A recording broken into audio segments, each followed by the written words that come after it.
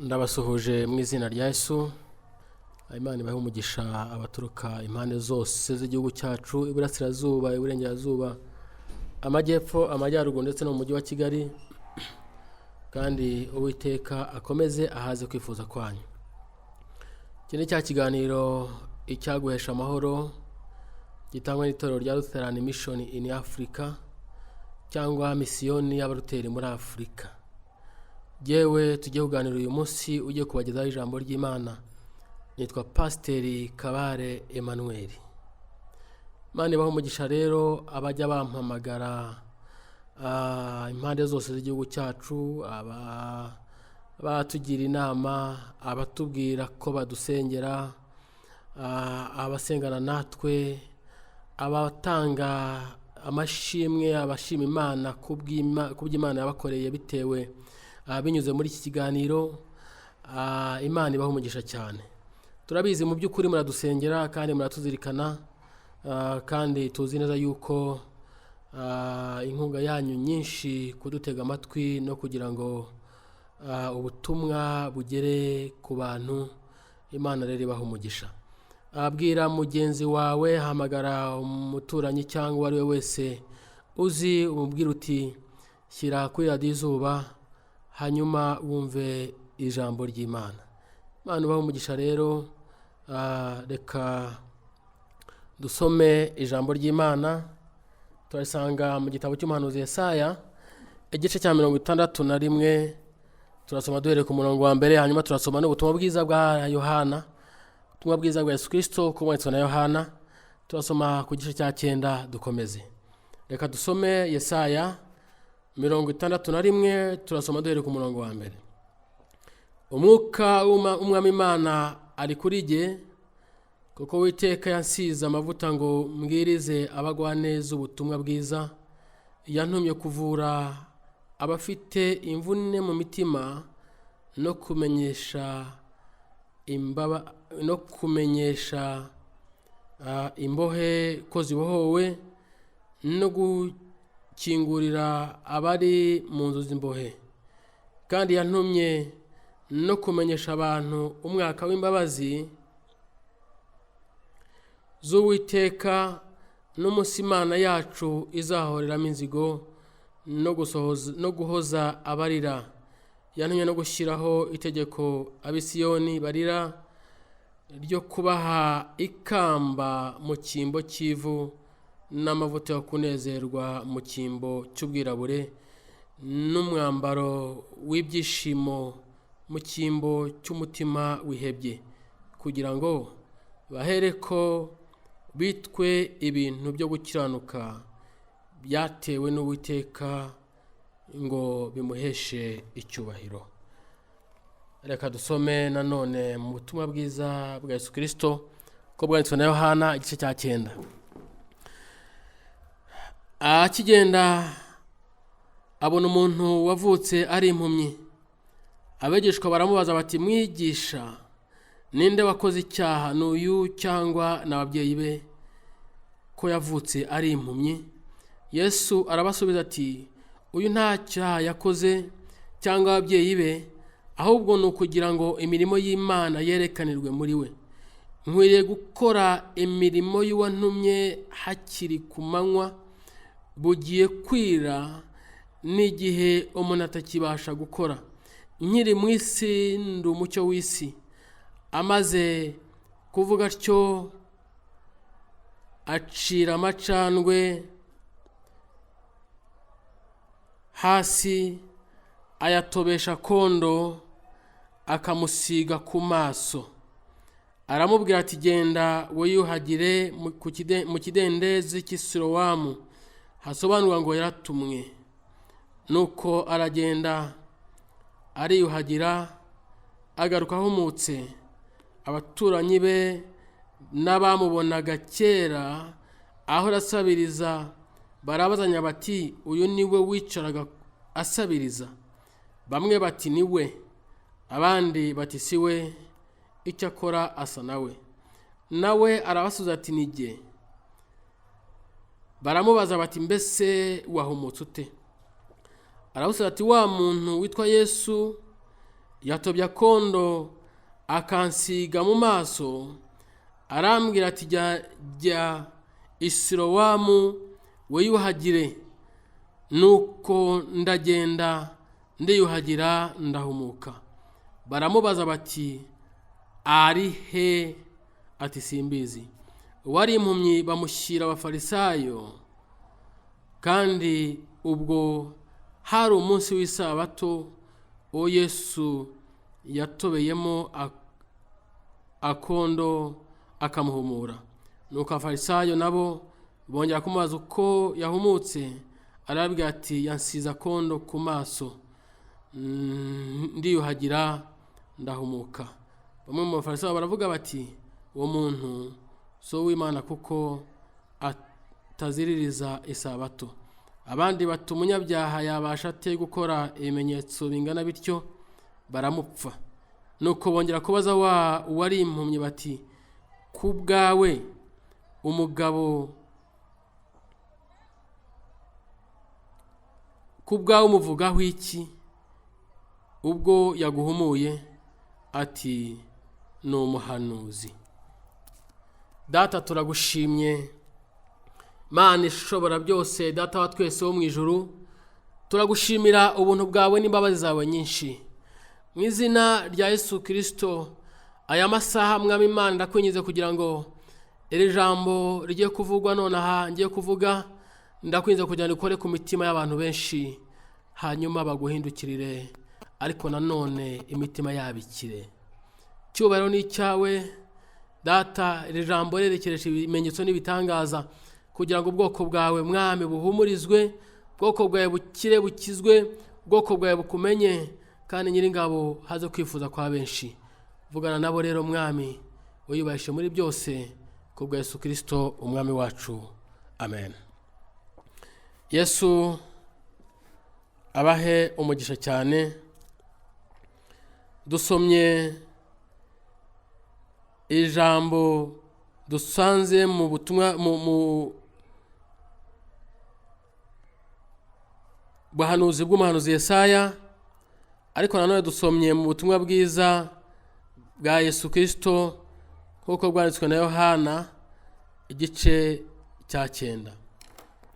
Yesaya 61 yahanuraga Yesu, yahanuraga uzaza. Yavugaga uzaza kuruhura abarushye, uzaza komora inguma, uzaza kubohora imbohe z'imitima, imbohe z'amateka, imbohe z'ibihe, imbohe z'uburyo bwose butandukanye. Yavugaga uzaza guhumura impumyi, ari uburyo bw'umubiri ndetse n'uburyo bw'umwuka. Yavugaga uzaza guhumuriza no guhoza abababaye. Nta wundi. Yesaya yarebaga Yesu akamureba kure, akamureba azaza, kandi akaza ari umwami w'igitangaza, kandi akaza ari umwami udasanzwe, atari wa mwami abantu bari bazi, Abayuda cyangwa Abisirayeli, atari wa mwami wari umeze nka Dawidi cyangwa nk'abandi bami. Oya, Yesaya yamurebaga nk'umwami, umwami w'igitangaza, kuko yigeze kuvuga ngo ni umwami ngo w'igitangaza, ngo ni umwami w'amahoro, ngo ni umwami w'igitangaza. Niko Yesaya yabonaga Yesu. Abona Yesu rero nk'umwami uzaza, atari umwami usanzwe, kuko abami b'umubiri, abami bigeze babaho, ba Dawidi n'abandi babayeho, bakajya barwana intambara cyangwa bakarwana urugamba rw'umubiri, cyangwa bagakora ibifatika bigaragarira amaso, cyangwa bakicara ku ntebe bakitwa abami, abantu bakabashengerera, abantu bakabakeza, abantu bakabaramya, abantu bakabubararira. Rero Abayuda bo cyangwa Abisirayeli bari bazi ko uwo nguwo ari we mwami uzaza, bari bazi ko uwo nguwo ari we mwami bategereje, ko ari we mwami uzaza aje kwima ingoma cyangwa kwima ubwami bwa Dawidi. Yesaya rero yaramurebaga, abivuga Yesu ataraza, ariko avuga ibyo Yesu yari kuzaza gukora. Ibyo Yesu nawe yarabisomye, bamuhaye, yasomye igitabo mu rusengero, bamuhaye ngo asome aya magambo yasubiramo. Aravuga ngo umwuka w'Umwami Imana ari kuri jye, kuko yansize amavuta ngo mbwirize abagwaneza ubutumwa bwiza. Yantumye kuvura abafite imvune mu mutima no kumenyesha imbohe ko zibohowe. Haleluya. Ngo yantumye kuvura abafite imvune mu mutima. Imvune yo mu mutima itandukanye n'imvune yo ku mubiri. Wavunika ukuguru ukajya kwa muganga, bakagenda bakagushyiraho sima cyangwa bakagushyira ku mabuye bakakumanika ukuguru, ukazamara iminsi runaka bakubwiye cyangwa amezi runaka bakubwiye kugeza aho uzakirira. Ariko nanone wava ugatangira kugendesha imbago buhoro buhoro udakandagira, igihe kikagera none ugatangira gukandagira, igihe kikagera ugatangira kugendesha imbago imwe iyindi wayijugunye, ikindi gihe kikagera none ugatangira kugenda buhoro buhoro kugira ngo imvune ya yindi y'umubiri ikire. Ariko Yesu we yaje kuvura imvune abaganga badashobora kuvura. Yaje kuvura imvune ababyeyi, inshuti cyangwa abavandimwe badashobora kuvura. Yaje kuvura imvune iri ahantu umuntu wese adashobora kubona, itagaragarira umuntu wese. Ni imvune yo mu mutima, ni imvune wowe ubuzi wowe ubwawe ukamenya uburyo uvunika. Nta wundi muntu wagukandira aho hantu ubabaye, nta wundi muntu wakomora wagukandira iyo mvune, nta n'uwahagera. Nuhageze n'ubibwiye nawe ahagera gato cyane, ntabwo ahagera nk'uko wifuza. N'uyunze nawe ntabwo ayunga iyo mvune, ntabwo ayunga nk'uko wifuza wowe, kuko ntabwo igera, ntabwo ukira nk'uko wifuza gukira. Yesu rero aje kuvura, aje kunga iyo mvune yo mu mutima, imvune itabonwa n'umuntu uwo ari we wese, imvune umuntu atagufasha. Naba n'imvune yo ku mubiri, ushobora kubwira umuntu uti mfatira hano kuri uku kuboko kwanjye, cyangwa komeza umuhiraho, cyangwa komeza unshimiraho buhoro buhoro, komeza wagaza buhoro buhoro, ahari wenda ushobora kumva hari wagahenge. Ariko imvune yo mu mutima yo umugabo wawe ntabwo yayikuvura, iyo ngiyo nta wundi wayivura. Imvune yo mu mutima yo ntabwo umugore wawe yayivura, oya. Imvune yo mu mutima yo nta nubwo umwana wawe yayivura, ntabwo bishoboka. Umwana ashobora kuvura imvune yo mu mutima, ntabwo divorce zabaho, kubera yuko usanga abantu barabyaye, abantu bafite abana bakuru, abahungu n'abakobwa, abasore n'inkumi, ndetse barangije kaminuza, ndetse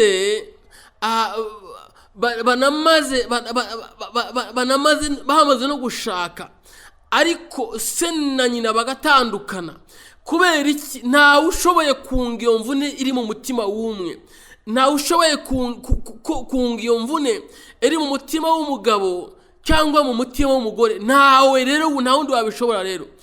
Ariko icyazanye Yesu ni ukunga iyo mvune, ni ukomora iyo mvune, iyo ngiyo yo mu mutima, niwe wenyine uyishobora. Umuntu umwe, umusore umwe, yari umusore ukuze cyane,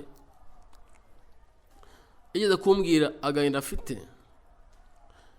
Yari ahantu amaze imyaka myinshi mu mahanga, noneho ataha, agarutse nyine atashye, ari umusore ukuze. Ageze mu rugo asanga se na nyina ntago bakiri kumwe. Mu by'ukuri ntabyo yari azi, kuko itumanaho ryari ritaraza icyo gihe, nta telefoni, iyo washaka kumenyesha umuntu amakuru wandikaga urwandiko ukarukira mu iposita, rukazajya rukamara amezi runaka cyangwa igihe runaka kugeza rumugezeho. Rero nta makuru yari afite. Yagiye ari umwana, asiga se na nyina bari kumwe, ariko agaruka ari mukuru, asanga azi ko ari buze, agasanga se na nyina akakomeza akabana nabo nkuko n'uri babanaga, noneho akabana nabo, noneho hari umusore akabegera akegera nabo bakamugira inama, bakamufasha, bakamwitaho. Ariko ageze mu Rwanda asanga se na nyina baratandukanye. Yarambwiye ati nta wundi mubabano nigeze ngira, uwo mubabano niwo nagize mu buzima, na n'uyu munsi icyo gikomere na n'uyu munsi umubabano cyawufite, kuko ntago nzi kuntu data na mama bashobora guhura, ntago nzi kuntu nabahuza, kuko nifuza kubona bari kumwe, nifuza kuzabona igihe cyane cyo gushaka mbona bicaranye bavuye mu rugo hamwe bari kumwe. Mu by'ukuri numvise ari ikibazo gikomeye, mugira inama ndamuganiriza kugira ngo ndebe uko na umutima we watuza. Ariko nubwo namuganirije ntago nashobora komora umutima we nkuko Yesu yawomora. Yesu nashimwe. Ndashaka kubwira ububasha n'ubushobozi Yesu afite ku mitima yacu. Ndashaka kubwira imbaraga n'ubushobozi Yesu afite mu komora inguma. Nta wundi rero wakomora uruguma, ni Yesu, kandi nicyo cyamuzanye. Yaje gukora ibyo abandi batashobora, yaje gukora ibyo ababyeyi bananiwe, yaje gukora ibyo abaganga bananiwe, yaje gukora ibyo imiryango itandukanye y'isanamitima yananiwe. Bo bakugira inama, tujya inama, turakuganira, turagusengera, ariko hari aho Yesu agera twe tutagera. Uwo rero iyo umwakiriye, iyo umwemeye, aguha amahoro yo mu mutima. Umwami Yesu ashimwe cyane. Hano rero aravuga ngo kandi yantumye no kumenyesha abantu umwaka w'imbabazi z'Uwiteka n'umunsi Imana yacu izahoreramo inzigo, no guhoza abarira bose. Yantumye no gushyiraho itegeko ab'i Siyoni barira, ryo kubaha ikamba mu cyimbo cy'ivu, n'amavuta yo kunezerwa mu cyimbo cy'ubwirabure, n'umwambaro w'ibyishimo mu cyimbo cy'umutima wihebye, kugira ngo bahere ko bitwe ibintu byo gukiranuka byatewe n'Uwiteka, ngo bimuheshe icyubahiro. Haleluya. Iyo Yesu aje mu mutima wawe, iyo Yesu amaze kuvura imvune yo mu mutima, iyo Yesu amaze kukwambura umwambaro w'ubwirabure, wa mwijima ukakuva mu maso, ka gahinda kakakuva ku mutima, ya migozi ikuboshye umutima ikakurekura, za ngoyi zikuboshye, ingoyi z'amateka, ingoyi z'ibihe, ingoyi z'imyaka, ingoyi zitandukanye zikakurekura, uhita uhinduka ikintu cyo guhesha Imana icyubahiro. Abakubona ntago bakikubona kwa kundi bakurebaga, abakureba mu maso babona noneho warakeye, mu maso hawe hagacya. Yesu nashimwe. Iyo ufite imvune yo mu mutima, n'abakubona mu maso babona hadakeye, babona ufite ikibazo. Ijambo rirambwira mu gitabo cya Nehemiya igice cya mbere, ngo Nehemiya ngo umunsi umwe ngo yaragiye ku mwami, yari umusutsi wa vino ibwami, ngo ageze imbere y'umwami, ngo umwami ngo aramureba, amurebye kubera yuko Nehemiya yari afite imvune yo mu mutima, umutima wari waramaze kuvunika. Nehemiya ngo umwami amurebye abona Nehemiya afite ikibazo, aramaze ngo Nehemiya we, ngo kugaragaza umubabaro kandi utarwaye, ngo ariko ngo ibi nta kindi kibitera ngo usibye umubabaro wo mu mutima. Yesu nashimwe cyane. Umwami yarebye Nehemiya asanga imbere he ku maso ntago hakeye, ariko burya kwirabura ku maso bituruka ku mutima, no kunezerwa ku maso, gucya ku maso bituruka mu mutima. Kandi uwo mutima nta kundi kuntu watuma amaso hacya Yesu atawugezemo ngo akore operasiyo. Nicyo Yesu akora. Yesu iyo yageze mu mutima ukamwemera, ukavuga ngo Yesu uyu mutima nawuguhaye. Yesu umutima arawunga, umutima akawukandakanda, umutima akongera akawurema, kuko niwe muremyi wacu. Niwe ijambo rirambwira ngo byose biriho ngo byaremwe nawe, byaremwe mu ijambo rye. Niwe wabiremye, kuko ari we wabiremye. Rero n'umutima, iyo umwemera umutima wawe, araza akawurema uko ashaka, urema bundi bushya. Haleluya. Umuririmbyi yaravuze, yararemye ngo ndeme bundi bushya. Hari igihe ubundi Imana iraturema, ariko wamara kurema, wamara kuvuka, uko ugenda ukura, uko ugenda ubaho ubuzima ugenda ucamo, isi ikagenda ikurema nanone uko ayishaka. Isi ikakurema mu mubabaro, isi ikakurema mu gahinda, isi ikakurema mu mateka, isi ikakurema mu bihe, isi ikagutwara uko ishaka. Iyo rero isi imaze kukurema uko ishaka, hanyuma nawe ukayemerera, mu maso hawe umuntu wese uhabonye nta kindi abona, abona ubwirabure. Ubwo bwirabure rero nibwo Yesu yaje gukuraho, nibwo yaje gukura mu mutima wawe. Hanyuma bwamara kuva mu mutima, abantu bose bakubona bakabona urakeye, bakabona amateka yarahindutse, bakabona ntukiri wa wundi. Niyo mpamvu iyo umaze kwemera Yesu akaba mu mutima wawe, abantu barakubwira bati ariko se muri iyi minsi bimeze bite ko dusigaye tubona unezerewe? Ariko se muri iyi minsi kukeye cyane? Ariko se muri iyi minsi usigaye wambara shaka ukaberwa? Burya iyo umutima ufite ikibazo, iyo Yesu atarawugeramo ngo yunge iyo mvune iri mu mutima, niyo wambaye ikaba niyo wakwambara imyenda y'igiciro ihenze, ntago uberwa, ntago abantu babona kuberewe, nta nubwo babona ko wambaye. Oya, niyi nkweto wayihanagura ikabira shashagirana, ntago abantu bayireba, kubera yuko gucya kw'inkweto, gucya kw'imyambaro wambaye guhera mu maso. Umuntu yabonye mu maso ukeye, kabone ubwo wabambaye umwenda w'amafaranga 100, nawe abona ukeye kandi akaba n'uw'agaciro, kubera yuko wabanje gucya mu mutima. Mu mutima wawe hafite umunezero, mu mutima wawe hafite ibyiringiro, mu mutima wawe hafite kucya. Hanyuma n'inyuma mu maso hagacya, umunezero ukaba muri wowe, n'imyenda wambaye nayo igacya, kubera yuko Yesu yavuye imvune yo mu mutima. Haleluya, haleluya. Yaje rero kugira ngo ibisenzegeri nabyo bikire. Umwami Yesu ashimwe cyane. Yesu rero amaze kuza mu isi, nkuko Yesaya yamuhanuye, tangiye gukora umurimo we. Ijambo ryatubwiye ngo umunsi umwe muri Yohana igice cya 9 umurongo wa mbere kugeza kwa 41, nubona umwe uzabisome neza. Umunsi umwe ngo Yesu ngo ari magenda. Haleluya. Ijambo ryatubwiye ngo akigenda, ngo ari magenda, akora umurimo Yesu yamuhamagariye, akora umurimo wo kubahora imbohe, akora umurimo wo guhumura impumyi, akora umurimo wo kubohora ibisenzegeri. Icyo gito uwo munsi, haleluya, ngo ahura n'umuntu ngo avutse ari impumyi.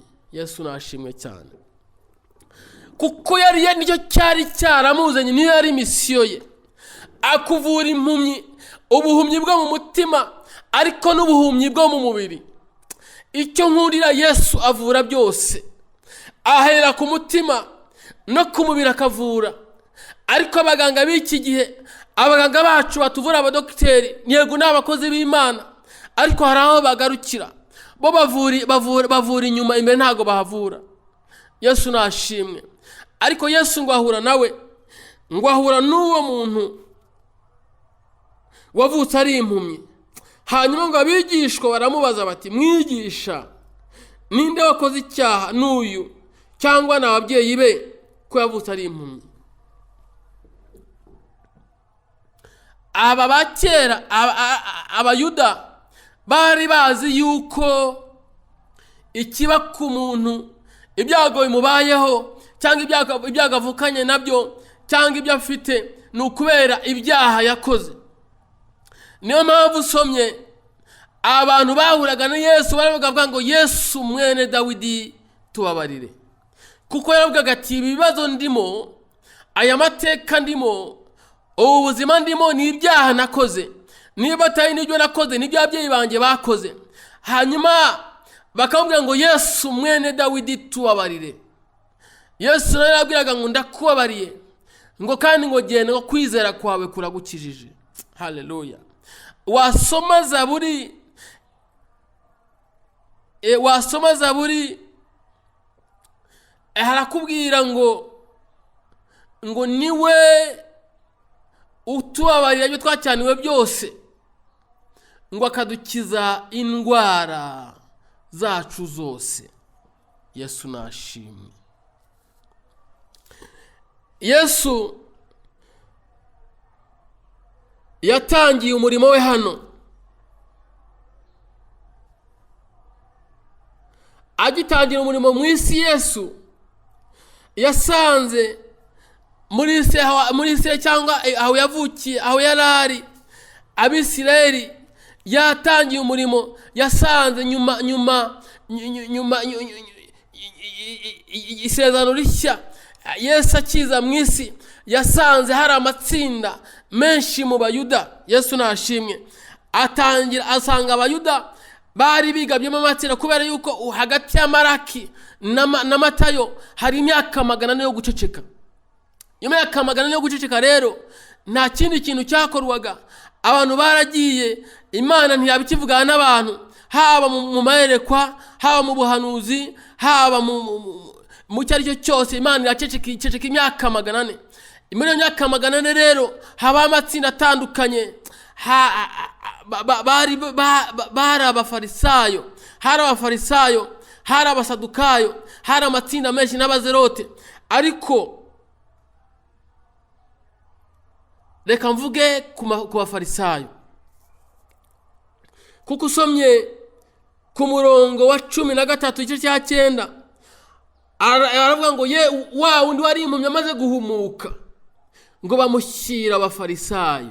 Yesu nashimwe. Bamushyira abafarisayo. Baravuga bati nimugende mumushyira abafarisayo. Abafarisayo bari bantu ki? Abafarisayo bari bande? Abafarisayo bari igice cyo mu isinagogi. Isinagogi naryo, Abisirayeli bamaze kujya mu bunyage, bamaze gutwarwa mu bunyage, abantu ababatwaye ari imbohe bababuza gusenga, bakababuza guterana kujya mu rusengero gukora amatsinda, amateraniro magari. Bityo rero Abisirayeli, kubera yuko bari bazi ko imibereho yabo ari Imana, imibereho yabo ari ugusenga, imibereho ubuzima bwabo, amateka yabo ayoborwa n'Imana, noneho bahita bari mu dutsinda dutoya two gusenga, bagahurira ahantu mu tuzu dutoya. Utwo ngutwo nitwo bitaga amasinagogi, kubera yuko amateraniro manini ntago yemerwaga. Abafarisayo rero cyari igice cyo mu isinagogi. Abafarisayo baharaniraga kongera gusobanura amategeko, bayubatseho uruzitiro kugira ngo bishoboze Abayuda kubaho mu gukiranuka imbere y'Imana mu isi yari yarahindutse bikabije uhereye mu gihe cya Mose. Yesu ashimwe. Abafarisayo rero bakomeje amategeko, kuko mu gihe cya Mose abantu bakoze ibyo bishakira. Abantu baragenda barayoba, abantu baragenda bareka Imana, amategeko baragenda bayaca amazi, baragenda barasuzwa ntibaba bakiyubaha. Abafarisayo rero baza bakomeza amategeko, baza bagenzura, baza bakurikiza, baza ari itsinda rishinzwe kugenzura abantu bica amategeko, kuko bo bubahirizaga amategeko 100%. Bo bubahaga amategeko kandi bakayakurikiza, kandi bakayayoboka, kandi bakagenzura yuko n'abantu bayakurikiza. Iryo tsinda ry'abafarisayo nicyo ryakoraga. Bakomezaga amategeko, hanyuma bakanayarinda, hanyuma bakanareba n'abagerageza kwica amategeko bakabagenzura. Aba rero bashyigikirwaga na rubanda, ndetse bakagira ingufu, kuko rubanda benshi nibyo tubona mu nsengero zacu. Mu nsengero zacu Harya rimwe na rimwe twebwe tugerageza kuba abafarisayo, ukarebera umuntu gukiranuka mu miterere ye, ukarebera umuntu gukiranuka mu mivugire ye, ugashaka kurebera umuntu gukiranuka mu mirebere ye, ugashaka kurebera umuntu gukiranuka mu migendere ye, ugashaka kurebera umuntu gukiranuka wenda mu myambarire n'ibindi. Ntago mvuga ngo wambare ubusa, oya. Nta nubwo mvuga ngo uvuge ibidakwiriye, oya, kuko ijambo riravuga ngo tuzamenyera ku mbuto zabo. Rero abafarisayo barebaga inyuma barebaga ibigaragara, ariko ntago barebaga ku mitima. Nicyo baberaga abafarisayo ubundi baca imanza. Umuntu arareba no mu nsengero abafarisayo turabafite, kuko ni umuntu we abazi ashaka kugendera ku murongo we, ashaka gukurikiza amabwiriza, ashaka akantu kose ukore icyo ukoze cyose ugasanga yakinenze, icyo ukoze cyose akakubwira ati akagucira urubanza. Ubwo nibwo bufarisayo turabafite, rero barahari. Rero aba nabo niko bari bameze, kandi rero bagiraga ingufu. Abantu bayobokaga, kuko n'abantu burya bareba hanze, imbere ntago bahabona, ntago barebera umuntu mu mutima, kuko umutima ntibawuzi ntibawureba, bareba inyuma rero bakagucira urubanza. Bamara kugucira urubanza rero, kubera yuko bakunda kuvuga, n'abafarisayo bari bazi amategeko ariko bayakurikiye bakanavuga cyane. Rero abantu barabakurikira, kandi bari bafite itsinda ry'abantu benshi babayobotse. Aba rero bari bo gice cyonyine cyarokotse mu irimburwa ry'urusengero ryo mu mwaka wa 70 nyuma ya Kristo. Mwaka wa 70 nyuma ya Kristo, urusengero rw'i Yerusalemu rwaratsembwe ruratikizwa. Abaroma baraje, urusengero barukubita hasi nk'uko Yesu yari yaravuze. Hanyuma batwara abantu benshi, bica abantu benshi, abayuda benshi, ariko abandi babajyana ari imbohe. Rero abafarisayo bararokotse icyo gihe, ryari itsinda ritoya ryarokotse. Yesu nashimwe. Ryari ryarokotse icyo gihe kitsembwa cyangwa kirimburwa ry'urusengero. Hanyuma nababwira uyu muntu, baramujyana bamushyira abafarisayo. Abafarisayo nta kindi barebaga, ntago barebye ngo Yesu yakije umuntu, ntibiteye ku muntu wari umaze imyaka myinshi, ntibiteye ku muntu wari waramaze igihe wari waravutse ari impumyi, ntago bamwitayeho. Ahubwo bo bahise bareba amategeko, baravuga ubundi amategeko avuga ngo iki? Barareba amategeko ya Mose avuga yuko nta gukora ikintu icyo cyose ku munsi w'isabato. Ariko ubundi Yesu niwe buruhukiro. Ijambo riratubwira ngo niwe sabato. Yesu niwe buruhukiro. Haleluya. Iyo ufite Yesu ugendana nawe, n'ubundi ubugendera mu isabato. Niyo sabato. Yesu niwe sabato. Yesu niwe buruhukiro. Yesu niwe buzima, niwe mateka, kuko we yarazi neza yuko ari we sabato, kandi agomba gukora umurimo w'uwamutumye hakiri ku manywa. Yesu nashimwe. Ati ngomba gukora umurimo wantumye hakiri ku manywa, kubera yuko burenda kwira, kandi ni igihe umuntu atakibasha gukora. Ati kandi nkiri mu isi ndi umucyo w'isi. Yesu nashimwe. Kubera iki? Yavuze ati nkwiriye gukora umurimo wa data hakiri ku manywa. Yarazi yuko mu minsi mike igiye kuza bugiye kwira. Bugiye kwira kubera iki? Bugiye kwira kuko umwami w'abami, kuko umucyo w'isi agiye kwicwa, akabambwa ku musaraba, agashinyagurirwa, agahambwa. Kuri we kwari ukwira, kuri we bwari bugiye kwira, kubera yuko abamurebaga bagendanaga nawe, abari bamwiringiye, abo yakijije, abari bamuhanze amaso bamureba, yabonaga bugiye kwira kuri bo. Yesu nashimwe. Aravuga ngo rero bugiye kwira, kuko bugiye kwira rero n'uyu nawe ngomba kugenda mukije, kuko mu byanzanye nawe arimo. Naje guhumura impumyi, naje gukiza ibisenzegeri, naje komora ingoyi komora inguma zo mu mutima, n'imvune zo mu mutima nicyo cyanzanye. Uyu rero nubwo yavutse ari impumyi, ntabwo byitaye ngo ni sabato, ntabwo byitaye ngo ni kuwa kangahe uyu munsi. Icyo nitayeho ni kimwe gusa, nuko misiyo yanzanye, uyu nawe arimo muri misiyo yanzanye, nuko icyanzanye ari uguhumura impumyi, nuko icyanzanye ari iki ngiki, kandi bugiye kwira. Ni cya gihe umuntu atakibasha gukora. Yesu nashimwe cyane. Ati nkiri mu isi ndi umucyo w'isi. Yesu nashimwe. Yesu ni umucyo w'isi. Yesu ni umucyo wawe. Yesu ni umucyo wacu. Yesu ni ibyiringiro. Yesu ni byose kumufite. Yesu nashimwe. Ngo abigishwa baramubaza ngo mbese uyu niwe wakoze icyaha cyangwa ni ababyeyi be ko yavutse ari impumyi? Arabwira ngo nta n'umwe wakoze icyaha muri bo, ari uyu nta cyaha yakoze, ari n'ababyeyi be nta cyaha bakoze, ahubwo ibyabereyeho kugira ngo imirimo y'Uwiteka yerekanirwe muri we. Yesu nashimwe.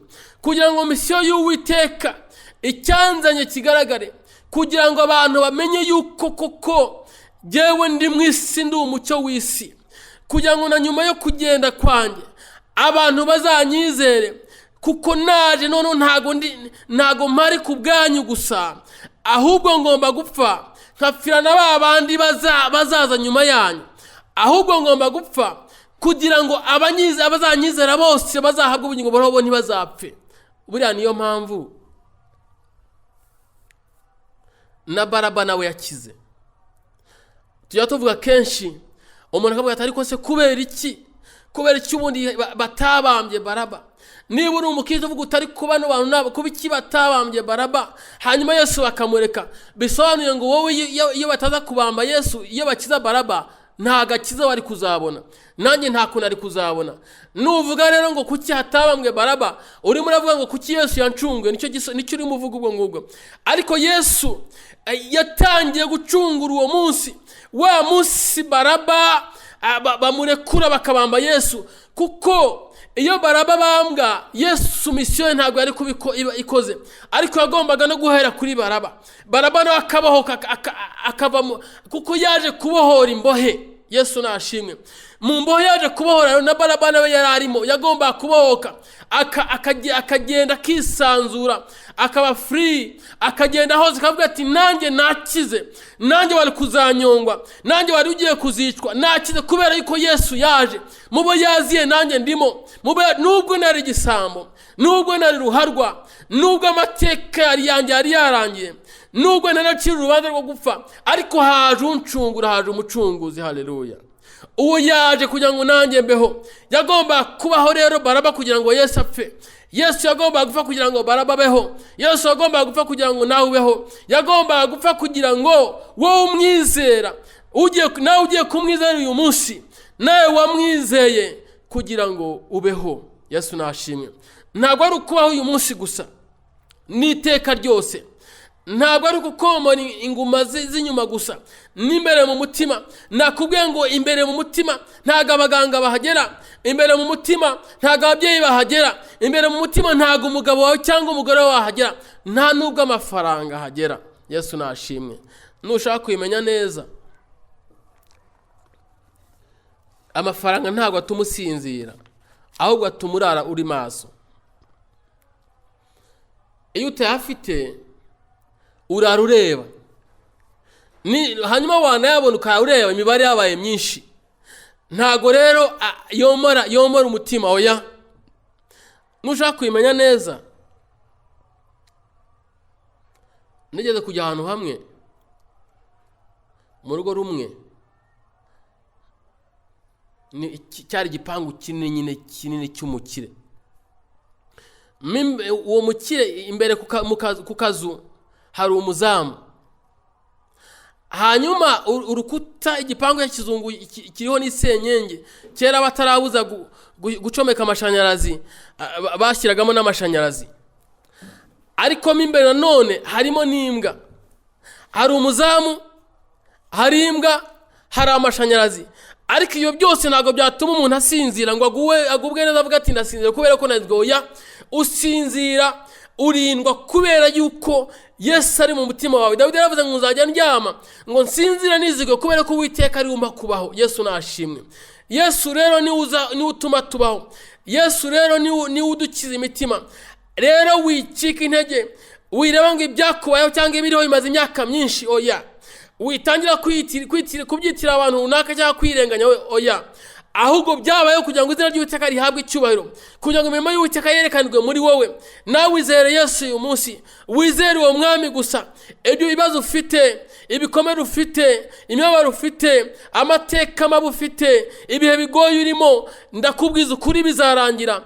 Uzajya ugenda wakeye mu maso hazacya umutima. Yesu namara kunga umutima, no mu maso hazacya. Yesu nashimwe. Mu maso naho hazacya, umutima nukira kuko washyizemo Yesu. Kuramo ibindi bintu byari biri mu mutima, uvuga ngo Yesu uyu munsi ndakwizeye, Yesu uyu munsi ndakwakiriye, Yesu uyu munsi ndakwemeye, namenye yuko waje ku bwanjye. Yesu nashimwe. Reka nsubiremo ino jambo ryo muri Yesaya, reka ndisubiremo. Avuga ngo umwuka w'Umwami Imana ari kuri jye, kuko Uwiteka yansize amavuta ngo mbwirize abagwaneza ubutumwa bwiza. Yantumye kuvura abafite imvune mu mitima, no kumenyesha imbohe ko zibohowe, no gukingurira abari mu nzu y'imbohe. Kandi yantumye no kumenyesha abantu umwaka w'imbabazi z'Uwiteka, n'umunsi Imana yacu izahoreramo inzigo, no guhoza abarira bose. Yantumye no gushyiraho itegeko ab'i Siyoni barira, ryo kubaha ikamba mu cyimbo cy'ivu, n'amavuta yo kunezerwa mu cyimbo cy'ubwirabure, n'umwambaro w'ibyishimo mu cyimbo cy'umutima wihebye, kugira ngo bahereko bitwe ibiti byo gukiranuka byatewe n'Uwiteka, ngo bamuheshe icyubahiro. Yesu nashimwe. Icyo nicyo usabwa uyu munsi, kwemera Yesu no kumwakira mu mutima wawe. Tugiye gusenga, ariko wowe uneze amatwi, uramutse utarakira Yesu nk'umwami n'umukiza, umeza ku maso yawe, ufate kuri radio dusenge, wakire Yesu nk'umwami n'umukiza. Hanyuma umutima wawe winjiremo, umutima wawe ujyemo. Namara kugera mu mutima wawe, ntabwo uzamera uri gume nk'uko wari umeze. Urumva amateka yahindutse, urumva ibihe byabaye bishya, urumva ubuzima bwabaye bushya, imitekerereze iraba mishya, imivugire iraba mishya, imirebere iraba mishya, mu maso haracya, n'imigendere iraba mishya, kandi n'abakubona bazavuga ngo wahindutse. Vuga ngo Mwami Yesu, maze kumva ijambo ryawe, nkumva ko waje ku bwanjye kuvura imvune, kubohora imbohe, guhumura impumyi, no kubohora ibisenzegeri. Uyu munsi ndakwakiriye kuba umwami n'umukiza w'ubugingo bwanjye. Guhera uyu munsi umpanagure mu gitabo cy'abarimbuka, unyandike mu gitabo cy'ubugingo. Urakoze Yesu, kubera yuko unkijije. Ndabyizeye n'umutima wanjye. Guhera uyu munsi ndi umwana wawe iteka ryose. Amen. Data urahambaye, ushobora byose, icyubahiro ni icyawe mu isi no mu ijuru. Ndagushimira uyu munsi ni umugoroba wa none Mwami. Urakoze kuba abantu bumvise ijambo ryawe uyu munsi.